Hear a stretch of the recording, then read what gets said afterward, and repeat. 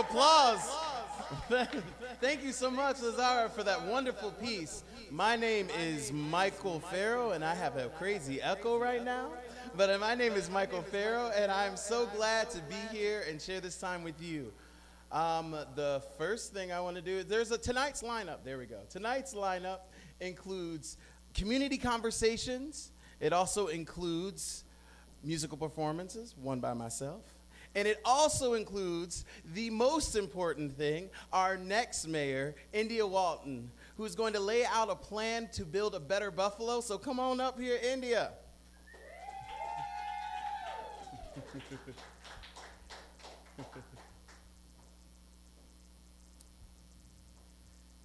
How you doing? I'm very well. Excellent. I'm just a little bit. I'm so excited. I got to read a little bit of your platform, so I'm super excited that you're getting to share this. Yeah. And the first question, I guess, that we have to just get right on in it is, what is your idea of a better Buffalo? What does that look like? You know, if one good thing came out of the pandemic, it was seeing the way our community came together. All the mutual aid, folks just taking care of their neighbors, and the care and concern that was shown for one another. And that is the spirit that I want to bring into City Hall. I think that everyone should have enough resources, enough food, safe, affordable housing, a good education. And if we can do it during the most critical, during a global pandemic, we can do this every day. We can do it. Yes, we can. So, what are your platforms? What are your priorities? Sure. So, folks will see that our platform contains 10 policy planks, but the overarching theme is our 3 priorities, which are public health, neighborhood stabilization, and fiscal responsibility. So I always talk about intersectionality, right? Coming from a social justice background means that I look through the lens of intersectionality, meaning that we cannot address housing without addressing education, without addressing policing, without addressing access to food. So it's really a comprehensive and holistic platform that's meant to create a healthier community. So where did these platforms, where did this come from? How'd you make this up? Yeah, to me, this is the dreams of myself and so many of my friends and colleagues coming to life. Over the last 5 years, I've worked on policy and different initiatives with so many people, and I know that with a leader like me in City Hall, we can finally advance a lot of the policies that we've been asking for so long. Okay, well, what's your first priority then? Well, you know, maybe folks don't know, but I'm a nurse at heart, and I view everything through the lens of health equity. So my first priority is going to be public health. We need strong policies to get us out of this pandemic. And, you know, I view health not only from a perspective of not being sick, but of overall well-being and really addressing social determinants of health and reducing poverty as a way to improve health outcomes in the city of Buffalo. Well, I think that means we're going to cut to a video of some community conversations that you had. This is very exciting. I sat around with a bunch of my friends and we talked policy, like we always do. I think this is a nice little peek into the world of some of our activists and advocates and policy folks, so I'm excited for people to see. All right. I invite you to provide me with suggestions today. You are all experts in various areas in policy that we've been fighting for a long time. I get wrapped up in emotion because I do take it so personal. I have 4 black sons, right? Mm-hmm. And the policies that are being put in place, mm-hmm. It's not always something that impacts me, but it's definitely something that impacts somebody I love, right? My son, my brother, my sisters, other marginalized people. You know, when I was a school nurse, I remember when the travel ban was put into effect, right? And I had babies who were afraid they were going to go home and their parents weren't going to be there. And I couldn't figure out why Buffalo, being a border city and knowing the population loss that we've suffered over the last few decades, and knowing that our immigrant, refugee, and migrant brothers and sisters are what's keeping us afloat in many ways. Like, why we're not just a sanctuary city? Why aren't we rolling out the red carpet and making sure that folks have like all of the resources necessary to thrive and want to stay here? There's no person who's a better problem solver than a person who is a nurse who's taking care of people in their most vulnerable, sometimes desperate of times. There's no better problem solver than a person who's been a single mother, a person who has had to choose between whether I was going to feed my children or eat dinner myself. We have a great opportunity to change our mindset and redefine what community is, and know that it's okay to ask for help. It's okay to be vulnerable, and that doesn't make you weak. It makes you strong when you're able to accept love from other people, and our whole community deserves that type of love and deserves to feel uplifted. I have an interesting relationship with food, just like living with my mom who received food stamps, and like we eating good for the first 2.5 weeks of the month, but that last week and a half is gonna get janky. So like, then going to my dad's house who didn't receive food stamps, and him like, hey, why are you drinking orange juice at 4 o'clock in the afternoon? That costs money. You drink that for breakfast, get some water.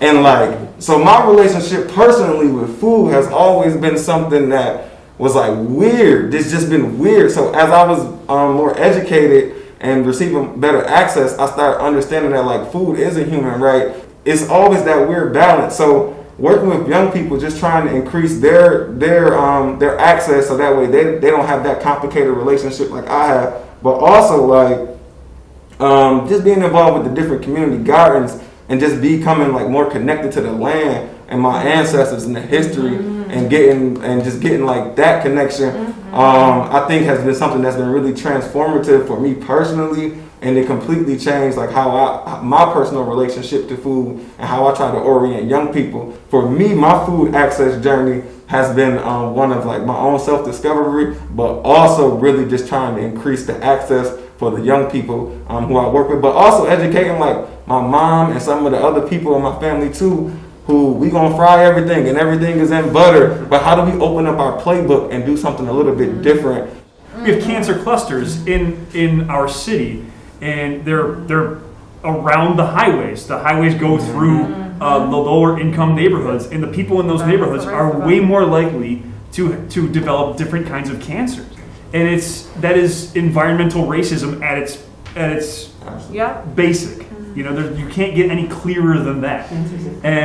And people are talking about taking out the Skyway, and that's a good start, but that's not going over houses. There's nobody living underneath the Skyway. Right. So yeah, it's a great idea, but what are you going to do about the 198 going through the middle of a park? What are you going to do about the 33 that demolished an entire neighborhood? Yeah. What are you going to do about the 190 that is taking our waterfront away from the people who live next to it? So let's get to work on some of these things. Like Rochester had the inner loop, and they filled it in. Yeah, it's nice. We can do the same thing. The political will has to be there, and we just have to bring that to the mayor's office with us.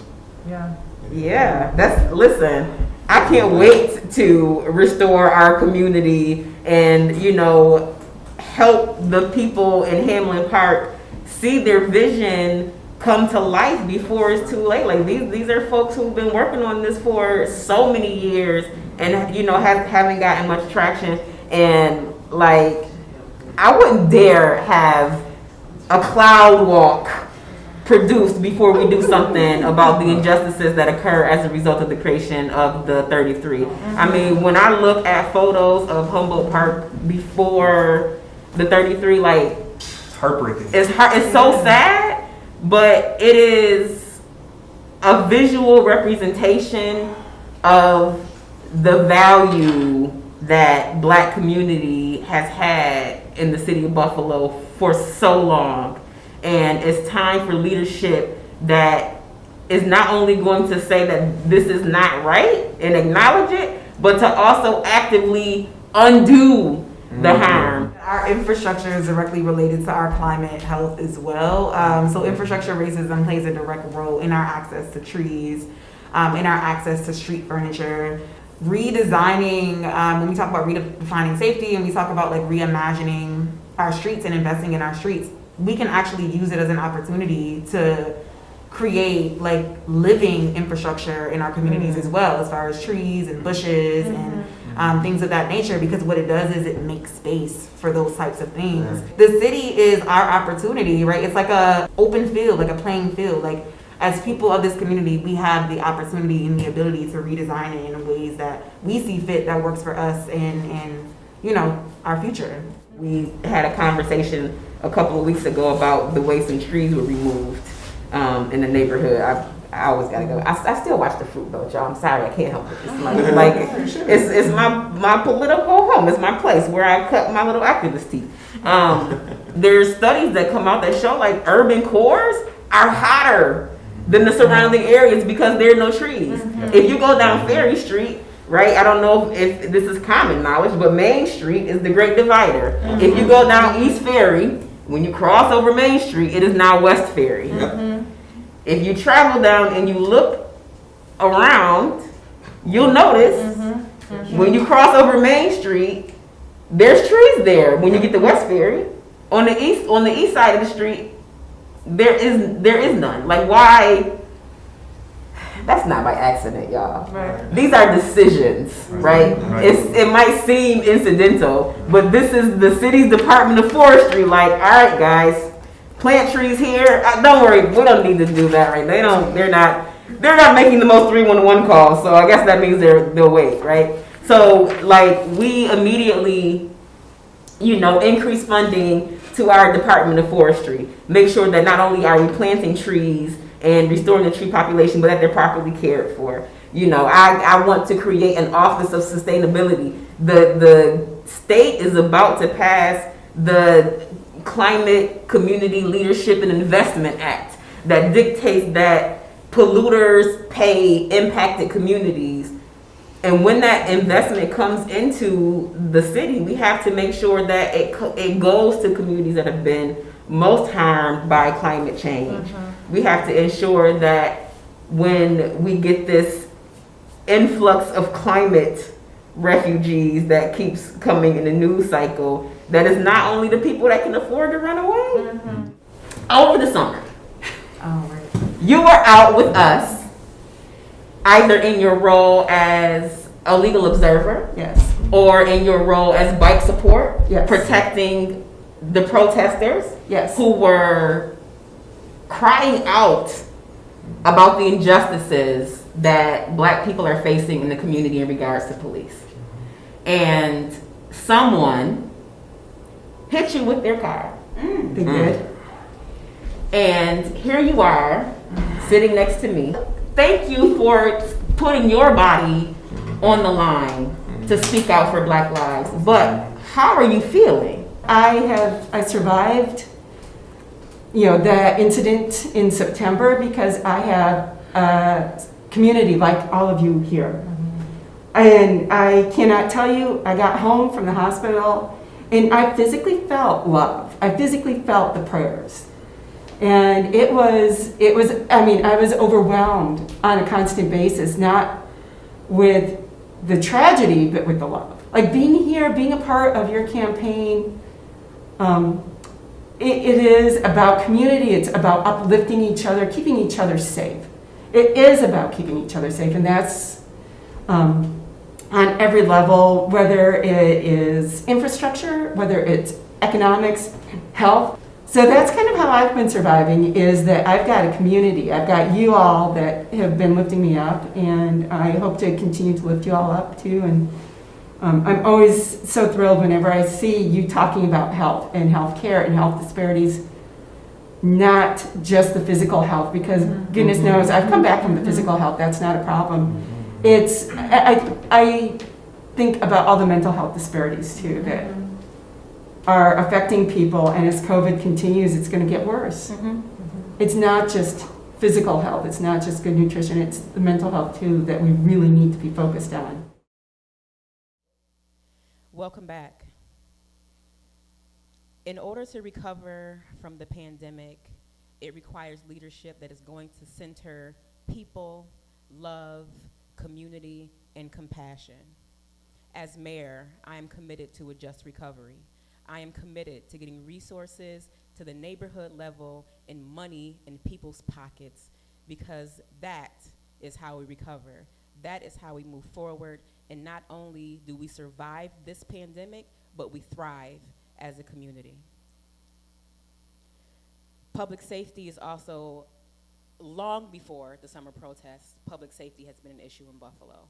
I can remember in 2017 participating in community policing surveys where people at that time expressed concerns about policing and nothing was done. As your mayor, we are going to take public safety seriously. We are going to reduce crime by eliminating the root cause of crime, which is poverty and desperation. When we provide for people's basic needs, crime goes down. When folks have an opportunity to be decision makers and own where they live, crime goes down.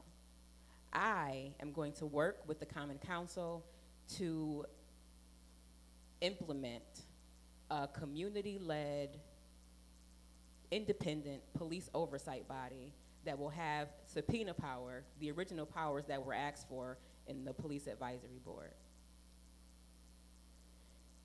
Also, in order to advance a just recovery, we have to focus on infrastructure.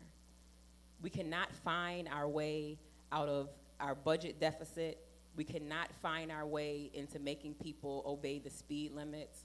What we can do is improve our infrastructure, create good paying union jobs for our residents, and make our communities walkable for folks of all abilities and ages. A part of creating healthy communities also means that we need to increase and expand food access.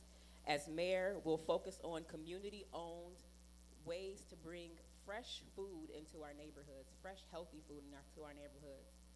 51 census tracts in the city of Buffalo don't have access to food, and all of them just so happen to be east of Main Street. We're going to increase access to farmers markets, increase community gardens, and support for the folks who are doing the great work to create food equity in our community. The last part of this conversation centered around climate. Climate justice is one of the most pressing issues facing our nation in this world. We are dangerously close to the tipping point. Buffalo has been designated a climate refuge city. What that means is that as we see natural disasters happen in other places of the country, folks are gonna come here. We've already seen that with Hurricane Maria and other natural disasters. As mayor, I'll make sure that not only are we the leader in sustainable cities, but that we have provided resources for folks who need to relocate because their homes have become inhabitable.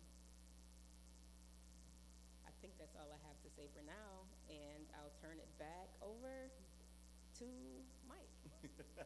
So if you are loving what you're hearing, if you're saying these are all things that I care about and that I appreciate, then you can do something too. That means YOU. What you can do is you can go to indiawalton.com. You can volunteer. You can also give money or resources if you got them. But if you don't, you can also be a part of calling. So there's so many ways that you can be a part of joining into making this this vision, this dream, this plan happen. So we're going to cut over to John Donohue, who is an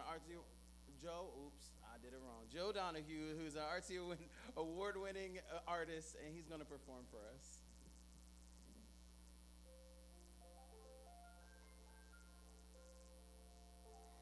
Broken down and tired of living life in a merry-go-round, and you can't find the fighter, but I see it all.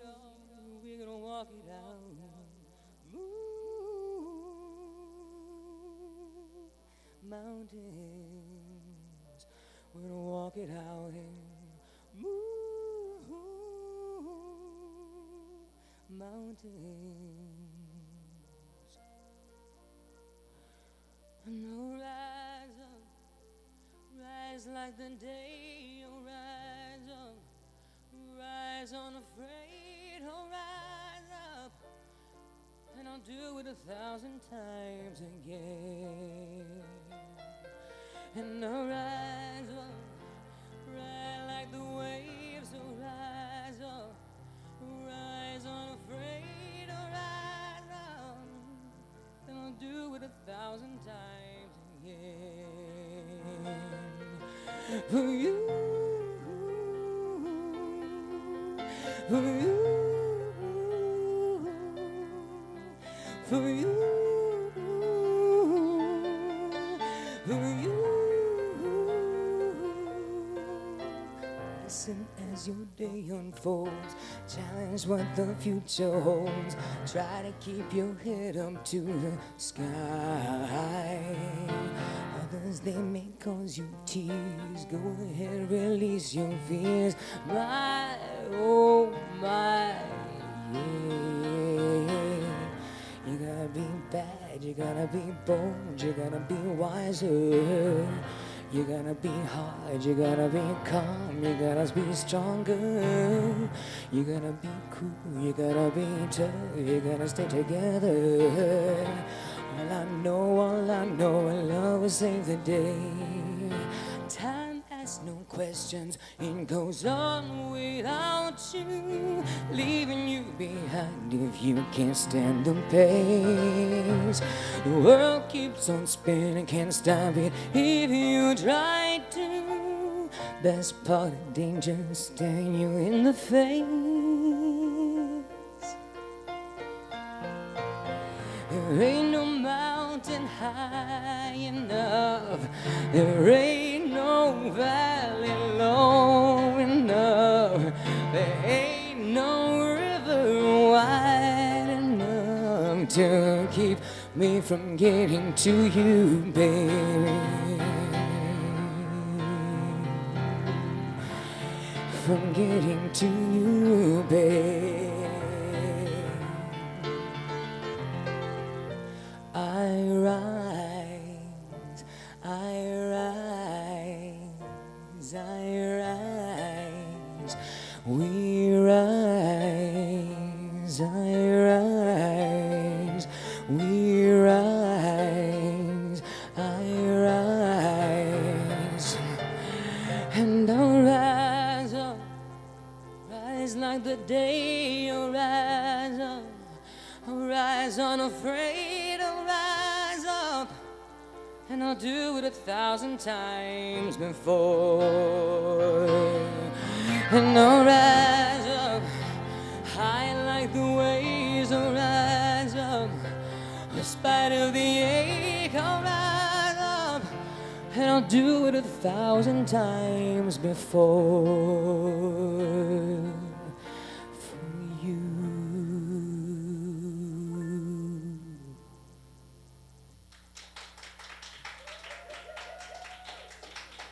Thanks, Joe, for that. Got it this time. Thanks, Joe, for that wonderful piece. So we're going to bring India right back up here to talk about her second priority.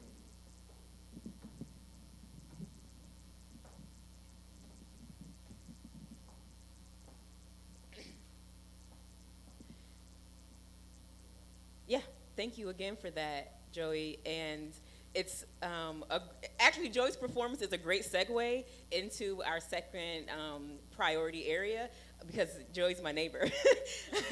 And I'm pretty sure that his song selections had a lot to do with him hearing me blast Rise Up every morning, because that is, you know, the vibe and the energy that I carry into this race every single day. But our second priority area is neighborhood stabilization, right? And, you know, my work in the Fruit Belt has really shown me that a strong neighborhood creates a strong community that's really feels more like a family. And I think that every neighborhood in Buffalo can be just like the Fruit Belt, where development is community-led and driven, where folks are taking care of each other, and where when you have a problem, you know someone to call, and you have someone who's going to answer your concerns. All right, I think that takes us to our next video of a community conversation. So I'm going to kick it away to you. young people, immigrants and refugees, old people, poor people, and women are like up here on my list of priorities. Like those are the people who I think about the most when I think about what solutions we need to bring forth. But I want to talk a little bit about housing, because a part of the fallout from pandemic recovery is going to be at some point this eviction moratorium is going to be lifted, right? So Adam, you've done a ton of work in housing advocacy. What do you think is like one of the better solutions to keep people in place as we see the eviction moratorium expire? It's an enormous problem nationwide, not just here. So our mayor has spent us into a gigantic hole. All our reserves are gone, and he's trying to bank on money that he's expecting from the federal government to come bail him out. But right now, we can't guarantee that. And we can't guarantee money from the state either, because we have to twist the governor's arm to tax rich people. So we have to think, what can we do locally? Well, number one, the BMHA has been underfunded for decades. I mean, probably since its inception, really, is that we've spent, public housing is from the 30s and 40s when they first started really pouring money into it. And since then, they have just stopped. The head of BMHA sometime last year said they probably need $1 billion or more to fix up Buffalo housing. So one of my priorities would be to properly put our funds, public funds, into public housing, because the waiting list for those is a mile long. But those places themselves are completely decrepit and run down. They don't have enough people to keep fixing windows. There's one person who does windows for 3 different complexes, right? And so I want our public housing, our cooperative housing, to be properly funded in this city so that nobody ever has to be without a home. It's just unacceptable in this country, in this state, in this year, that we still have people who don't have a safe and stable home.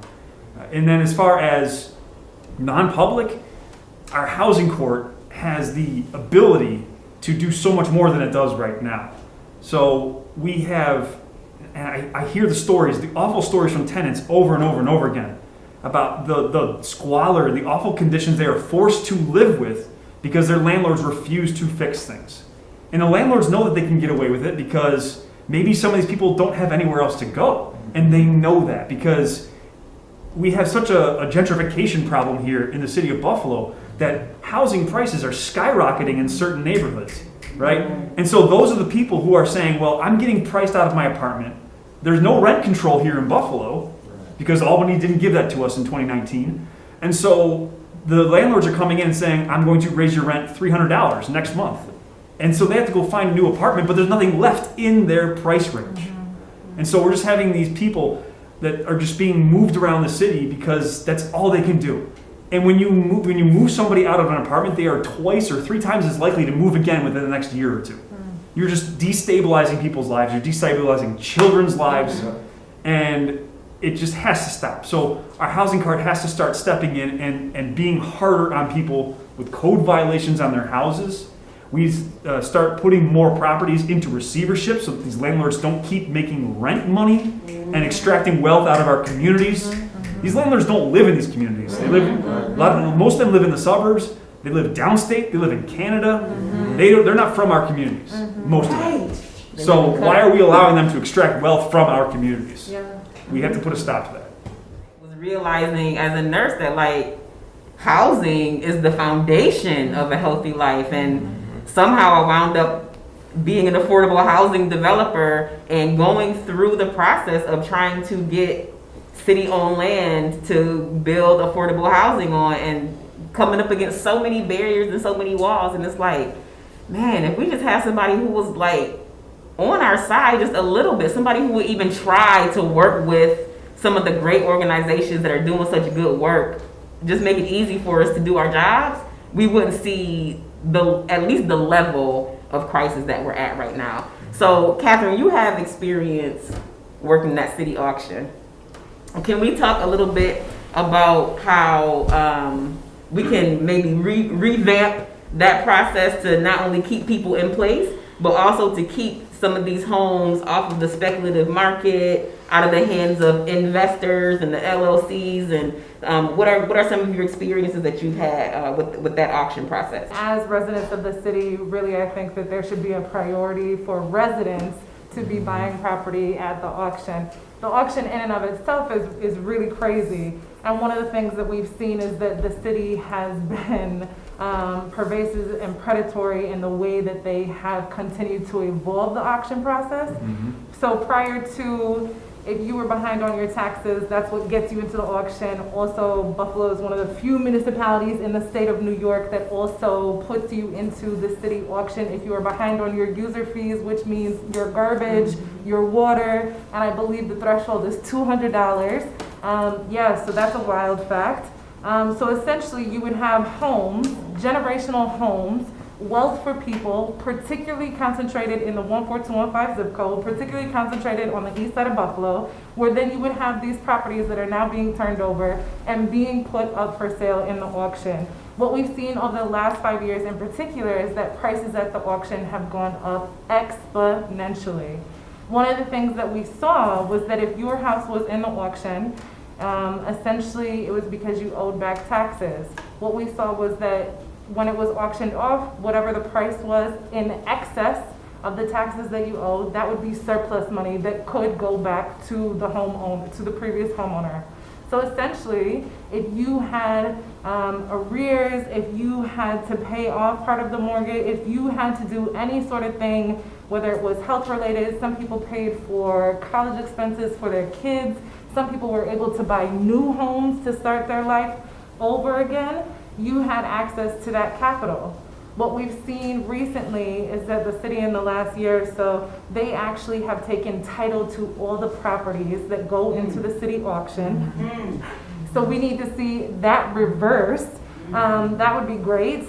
But in reality, if that is going to stay in place, then there needs to be an opportunity for those who have interest in the homes that are in the auction to be able to recoup those surplus funds, to really be able to give people the opportunity to use that capital to start their lives once again. But even before we go there, I think it really looks at how we look at how taxes are collected, how we're putting these properties into the auction, also how we're looking at our vacant and abandoned properties. Particularly on the east side of Buffalo, we can see what has happened in the Broadway-Fillmore area where we see lot after lot after lot, in part because there was so much demolition. But we have other areas where we see vacant and abandoned housing, and what is going to happen to those? Because nobody was investing into these communities, we're going to see this demolition and this cycle continue, where then there's lots, and who owns those lots? The city. So what I would really love to see is that we are working with our community organizations, that we're working with cooperatives, that we're working with all these different folks who can come and build, who can come and reinvest and put the money towards making these properties, making these vacant lots into something more than they are right now, and also letting that be community driven. So giving the opportunity back to the folks that live there, that have stayed there, that are not necessarily going to be the beneficiaries of the gentrification that is happening because they're being displaced. Give the people the opportunity to have what can be reaped as we are seeing our city go through this renaissance. One thing that I truly and wholly believe in is hyper-local, community-driven development. I think that the Fruit Belt is a perfect case study. Like, the Fruit Belt has been profiled all over the country and world because, you know, there are more than 270 land trusts all over the world. But what's unique about the Fruit Belt is that it was really from the ground up, right? It wasn't a foundation that came in and was like, here's $5 million, build some houses, right? It wasn't the city that came in and it was like, okay, we're gonna make this into a land trust. It was the community that said, we want to do this. We're going to learn the skills. And we found some brave benefactors that was willing to fund it. And then we did that. That's right. The neighborhood did it with very little assistance from the city. I mean, there are some good eggs in City Hall that made sure that we were able to get through the process, but for the most part, it was unnecessarily arduous. Those are the words, the best way I can describe the process. It's like, oh, you raised your own money, you raised your own $1 million, and all you need from us is land to build it on. It seems like that would be a slam dunk no-brainer, right? Like they would have just been like, here, have it, thank you, right? But instead they were like, no, actually, you need to go and get an appraisal. You have to choose an appraiser off this list. It must be at market value, and at that point it's like, okay, well now how do we make it affordable, right? So we wind up having to add another $25,000 in subsidy to write down the purchase price to make it affordable. If you have the cooperation, and I know they can do it. Because And I know they can do it because I've been all over the world in conferences and see how they do it in other cities. And Buffalo has an opportunity to be the leader in so many areas, and we just choose not to. And we have to stop choosing the same thing and implement a vision of the Buffalo that we want to see. The word investment, and our friend John Washington has said this before, I think it's from him, is that when developers use the word investment, they are wanting a return on that investment, right?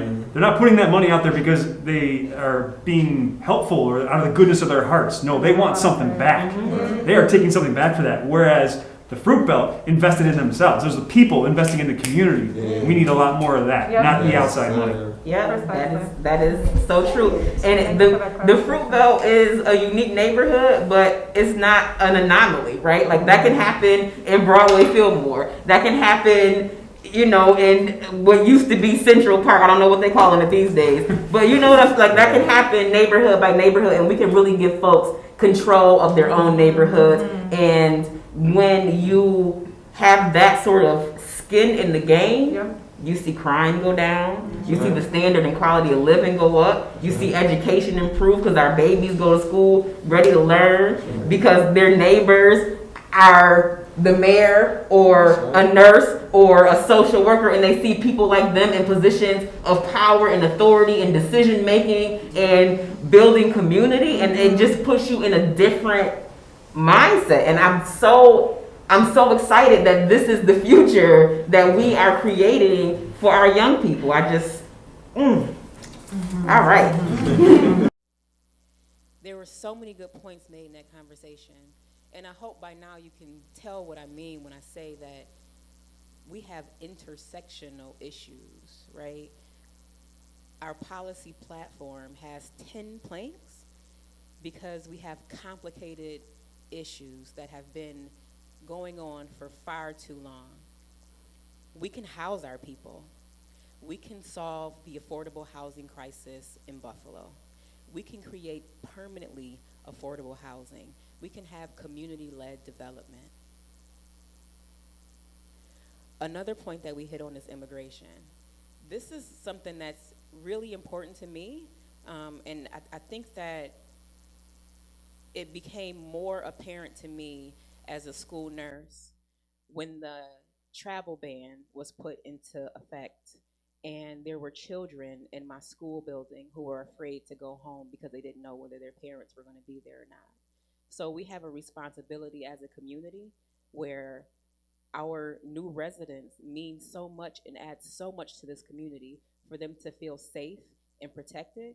As mayor, I'm going to expand and invest in legal assistance for immigrants in our community.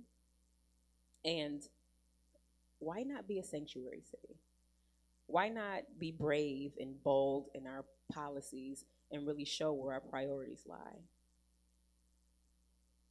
When it comes to economic development, I believe that community development is economic development. We have to create living wage jobs. We have to make sure that folks have enough money to meet their basic needs. We also really need to expand worker-owned co-ops and look at new models of economic activity.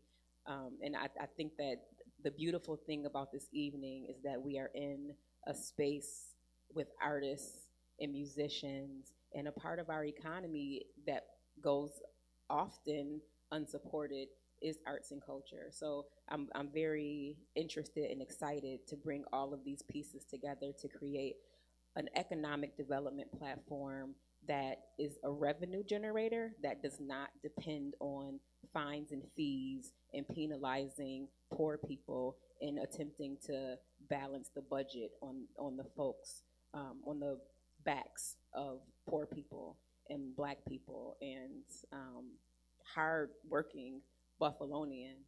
You know, I talked about how the overarching themes sort of all intersect. And when we talk about fiscal responsibility, I believe that budgets are moral documents, right? We shouldn't be budgeting behind closed doors where no one knows where their money is going. This is our money that should go to our people, to our priorities. And as mayor, my priorities will always be the most vulnerable, our children, our young people, our elderly, those who are often feeling left out and left behind.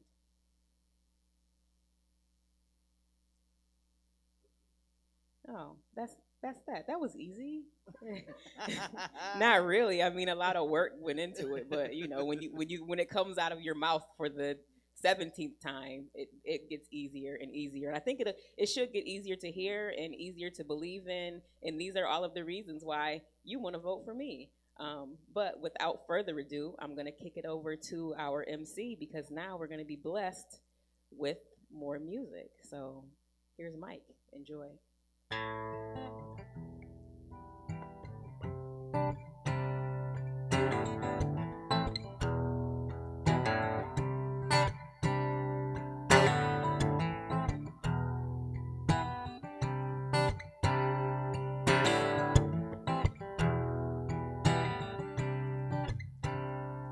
Who speaks for you when you cannot find the words? And who tells the truth even though you know it hurts?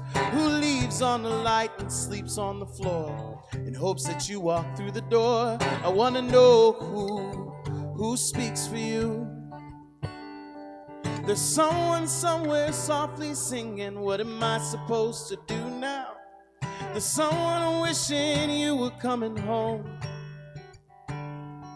There's someone somewhere softly singing, what am I supposed to do now that you're gone? Who speaks for him, who cares about the way he died, and who holds the sin of why his baby ain't survived? Who gives a damn if he's in your clan, his baby drowned in his own hand? I want to know who speaks for him, and who speaks for me, and the ones whom I look like, who's called to be the healing hand of salt and light, who'll take the time to help their fellow man, who'll keep the walls from caving in. I want to know who speaks for them. There's someone somewhere softly singing, what am I supposed to do now? There's someone wishing you were coming home. There's someone somewhere softly singing, what am I supposed to do now that you're gone? Who speaks for us when we cannot see the light? And who calls to us when we don't know wrong from right? Who'll take the time to help and feed and see the broken men begging in the street? I want to know who speaks for me. There's someone somewhere softly singing, what am I supposed to do now? There's someone wishing you were coming home. There's someone somewhere softly singing, what am I supposed to do now that you're gone? There's someone somewhere softly singing, what am I supposed to do now? There's someone wishing you were coming home. There's someone somewhere softly singing, what am I supposed to do now that you're gone? So I'll speak for you Only if you can't, and I'll speak for him. Oh, now that he can't, and I'll speak for me. Now that I can, and I'll speak for them. Yeah.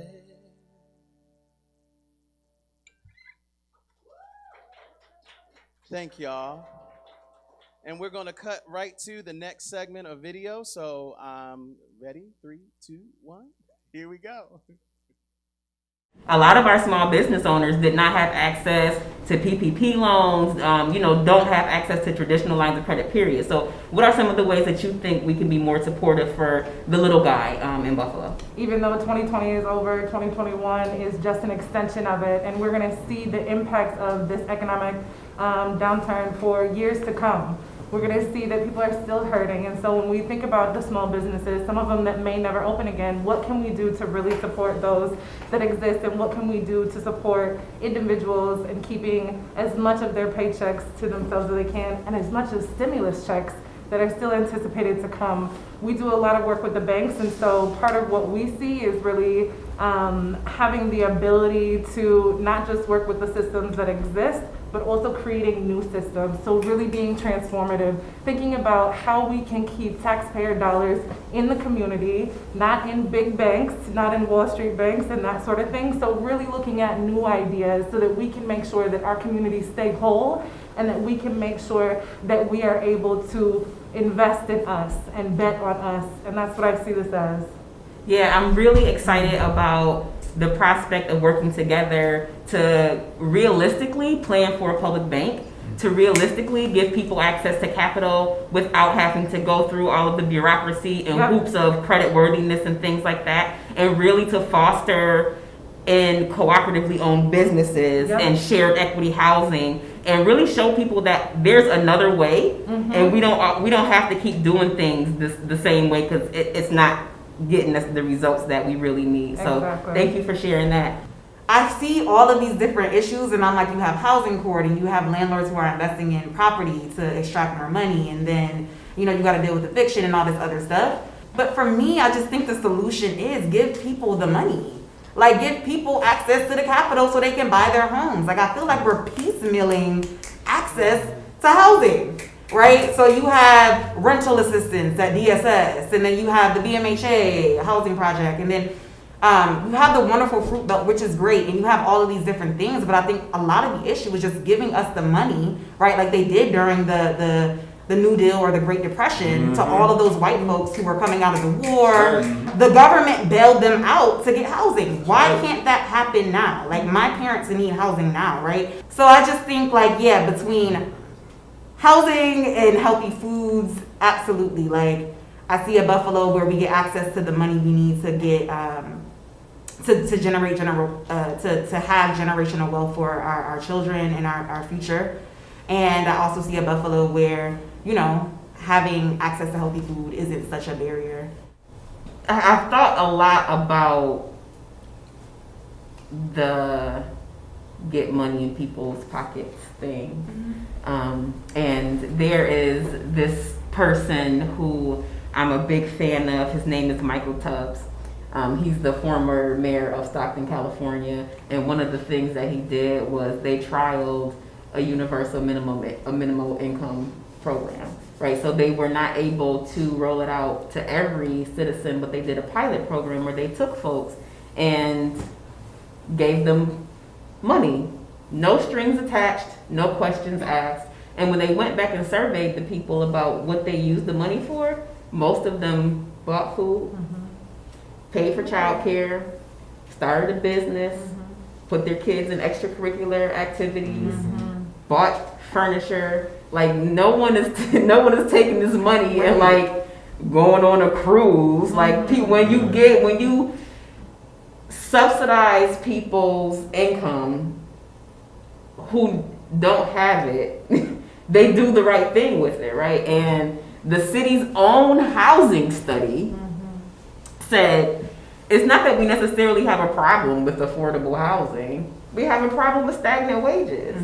People are just not making enough money, right? So like, the market is on trend with the housing, but the wages are not. And one way that we solve that problem is like we give people ownership. Right? Like we stop allowing people to extract and exploit our labor, and we seize the means of production and own where we work so that we have democratic decision-making power, and we are sharing in that profit so that you know that like if the business is not doing well, then that means that you're not doing well, but it's your responsibility because you own it, right? So I think that a lot of these like new economy principles, and it's not even, we call it new economy, it's not new economy. It's old economy, right? That's right. That is the way that it was done before we messed it all up with our rugged individualism and bootstrap lives, right? But we need to be brave enough to get back to that. And, you know, I've been helping folks get co-ops started or convert existing businesses to cooperatives. And this is the future, right? This is how we see generational and community wealth being built. And this is how, like, when you talk about that mental health thing, right? It feels so much better to go home at the end of the day knowing that you put in work for something that you had the power over than someone just telling you what to do, and you know that they're making 5 times what you're making, and they're not lifting a finger. Like other people on the panel, I have been blessed enough to still be able to maintain employment, being deemed essential as a caseworker. But so it's really difficult in my position working with young people, and especially with everything that's going on or was going on with a lot of the racial injustice being highlighted over the summer. For me personally, like my heightened sense of anxiety, because like as a man and as a black man, like inside of all of us, there's still like that warrior that's present. And so when I'm presented with like conflict or confrontation, like the warrior in me steps up. But in doing that, I'm also like, that makes me a target. So I'm always like trying to temper my reactions when I'm in public. And it did, for me personally, create a heightened sense of anxiety, because like when I'm in them situations, I'm trained to go because of my environment. But I also know that like I'm responsible to a lot of people and for a lot of people. So there's been times where I had to take a step back, and like I felt like that warrior in me dying a little bit. And so I find myself always just trying to figure like, is this the battle that I should pick? And always trying to think things through to the end. And then in the work that I do as a caseworker, holding space for primarily the young people who are in foster care, who are trying to like, I help them with independent living skills.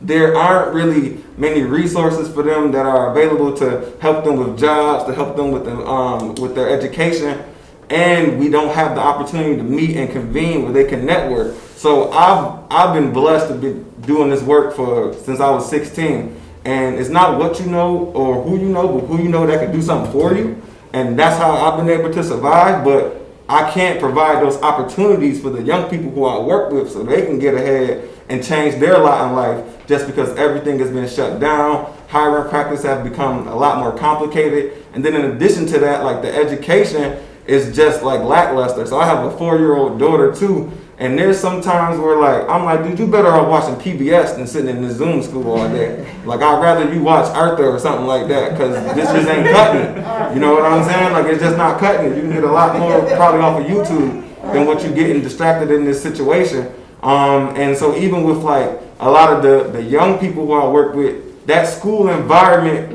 maybe there was a teacher there who was holding them accountable. Maybe it was somebody in the front office, or maybe it was their peer group that was holding them accountable. And without those supports, they're just in the wind. And so I'm seeing a lot of them having increased interactions with the police system, with the juvenile justice system, and with the adult criminal system, just because we all know that like lack of education and lack of job opportunities is the mother and father of crime. And so they're like, yo, Mr. Sherman, I gotta eat, bro.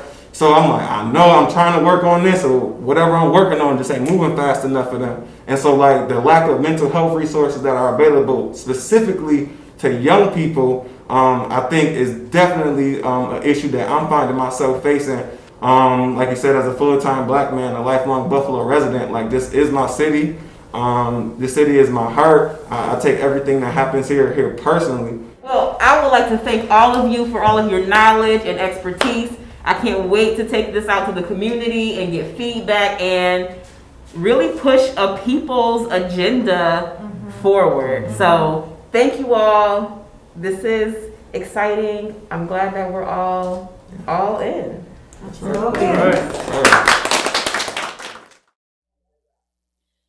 I am a product of Buffalo Public Schools. I have children in Buffalo Public Schools, and I've heard many times, if you care about education, why don't you run for school board? But I believe that we need a mayor who's going to be interested in the education of our children. I am going to dedicate funding, consistent funding to Buffalo Public Schools that is separate from the general fund. As mayor, I will also make sure there's a staff person that attends Buffalo Board of Education meetings so that we can have a direct line of communication with our administrators, teachers, and staff in the Buffalo Public Schools to make sure that our children are able to learn in an environment where they can truly thrive. The last plank, but definitely not the least, I mean, just look at what happened here tonight, is arts. As mayor, I am going to dedicate funding to frontline arts organizations. Art should be available to everyone. Everyone deserves beauty. When we think about public art projects, we have such great artists locally. There's no reason to commission someone from somewhere else to come and do murals here in the city of Buffalo. There's no reason to give our resources to already well-resourced, very large organizations. That is called the enclosure of wealth, and this campaign aims to undo that. In closing, I have a statement. I wrote it, but it requires that I read, so I hope that y'all will be patient with me. Doing things live is not easy, but I'm doing it for you. Our platform is centered on people and rooted in love for community, respect for culture, and reverence for resources. We believe that housing, healthcare, fresh food, and a quality education are basic human rights. When we invest in our people, we create the conditions where we all feel valued and can thrive. That's the gist of it, folks. I want to be a leader who leads for you and with you. This is about co-governance. This is about reclaiming our community, reclaiming our streets, and just building a better, more loving, compassionate, caring Buffalo. So I want to thank all of the performers this evening. My MC co-host and performer, Mr. Mike Farrow. Thank you so much. And I want to thank you for all of this energy that you poured into this. I know I'm a part of these kinds of conversations all the time, and I'm just glad that you're bringing these conversations to everyone else, that we can get excited about building this better Buffalo. Yes, yes, yes. And special thank you to all the panelists who joined me for the roundtable discussion, all of my friends, my brother Sherman. He's not my blood brother, but he's my brother nonetheless. Jolanda, Karen, Adam, and Catherine, thank you for lending your time, talents, and input, and not only into the platform, but into that very robust discussion. Thank you to my neighbor, Joey Donohue, for that beautiful medley. And the next video you'll see will be a rendition of Lift Every Voice by Drea.